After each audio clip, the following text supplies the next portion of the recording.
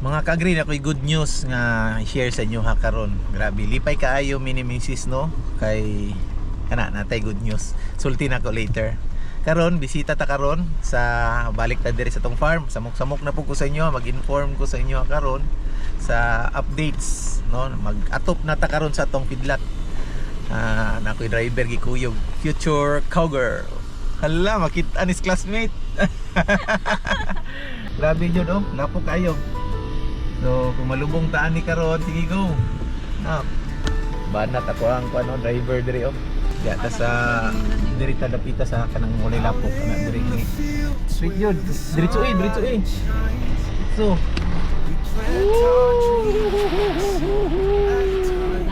Diri ta park. Basta lapok ka. Dagko na katong napir. Suara na sila. Tao na tag-atop. Okay, tuyok, anak. Sige pa, banti pa. Atras na ka. Okay, 4 wheel. Okay. Okay, forward na. Lalum day kay dia oh. Ta kay gahi. Sige lang. Go. Lubag, ligid, lubag. Anak dire. Lalum day kay humok kay dia oh. Sige, lubag na unahan dire. Okay. Na-out na siya.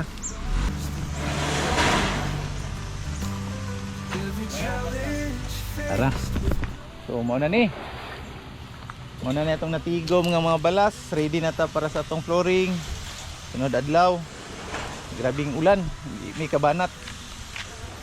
Taod na og kuan. Atop. Muna ito ang shoot na ito diri mga ka-agri oh. Ang kirahan diri.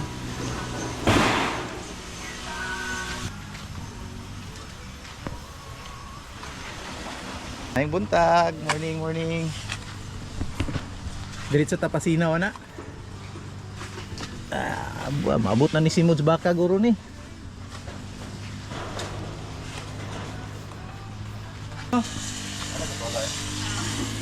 Ay dyan eh, tanggal sa ko sa yung cooler dyan be. Kani, agay ka. Digun yun day kayo kay Giana oh. Ganit mo. Natulog na ba yan siya? Kaya naasay kuan na ay alambre gituyok. Kagwapo sa ato ang brother oh. Manufactured by anong? Kuya, wag gigamit. Plastic ang gigamit oh.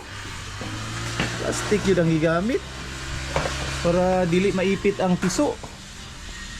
Di ba? Aning dugay kay nahuman kay ulan nun pa. But nice na.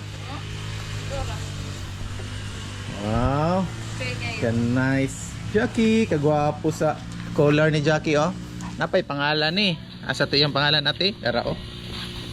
Jackie. Cover yung number. Cover yung Kabira ng number. Okay. Muna ito ang 4-stroke nga engine oil. Muna siya itong kan mga kagri. Mahiwagang montura na to. Grabe, classic. So karon adlaw maghimo tag silage. So try na to niya mga kagri no. Nagpa-harvest na ta og na-pier niya, ulan-ulan man. So unya na to ihimo ang silage, unya na to i-chop. So ipakating na to daan niya ato lang sang air dry para dili basa pag imo na to silage later. Yung mga piso na diri.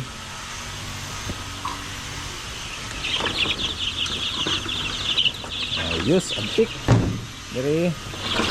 Basta nga pika mga kagri, gamay na lay kulang ani na to ipaabot 4 months old. Wala. Nice, video tayo ilahang kuan. Magaway kay lang pagpamuyo diri mga kaagri. Kaagri kay gataon sila og mga forages no. So makatabang jud sa ilaha. So maayo jud kung natay mga tanom-tanom unta diri.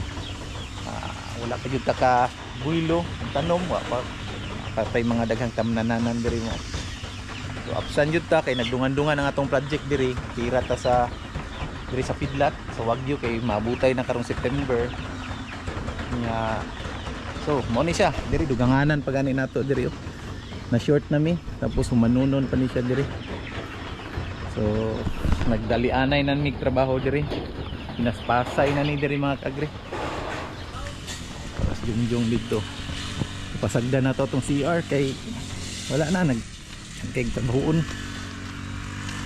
So diri atong ranging area na to mga kaagri. Pag human nilag tirada dito, himo na to diri. Butangan na tong mga purok diri para diri na to ibutang darag. Dali lang. Jump. So ang good news day mga kaagri kay katong sa previous nga vlog nako katong giampuan na mo ni Mrs. nga makarenta ta sa kining area diri tapat na mo 1 hectare kapin. So ang good news is dali ay gitubag din sa Ginoo atong pag-ampo ba. Misugot ang tagiya.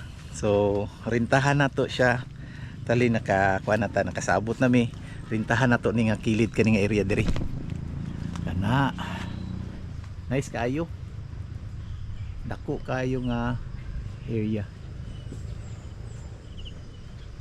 So walay gamit nga area, tapad ra pud diri sa atong area.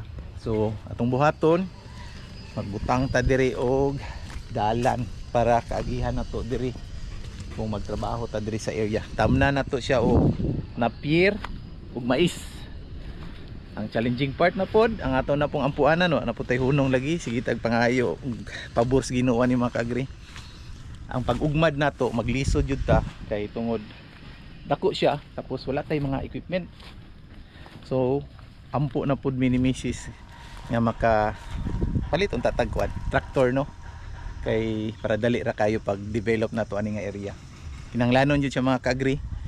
Kay kung magpalimpisa ta ani kaning area dako kayo tagasto oh, dugay mahuman atong giapas nga makatanom dayon ta sa madaling panahon kay para makaapas ta sa paghimog silage para diri sa to ang umabot ng mga baka. So kung wala tay traktor ani medyo madugayan ta nya lisod jud kaayo. So mao na puning challenging, mao na puning ampuanan nato sa Ginoo. Anak jud permanente jud ta mga ayog pabor sa Ginoo, ampo sa Ginoo nga ubanan atong mga project atong mga venture sa kinabuhi. So padayon lang jud tag damgo, padayon lang jud ta og kuan ang mga kaagri kining kayod. Pero syempre di jud nato kalimtan ang source sa tanan jud ang Ginoo. So mobalik jud ta sa iya, mga jud tagiya sa iya nga serbisyohan jud nato ang Ginoo. Kay siya may tagiya sa atong kinabuhi, siya tagiya sa tanan atong kusog. Saon man nato atong mga plano no kung dili ta ubanan sa Ginoo. So i-acknowledge jud nato ang Ginoo mga kaagri nga partner jud nato siya. Dili lang partner, siya jud ang tag-iya sa tanan. Kuan na ta diri kanang steward ra ta ni atong mga gipangbuhat.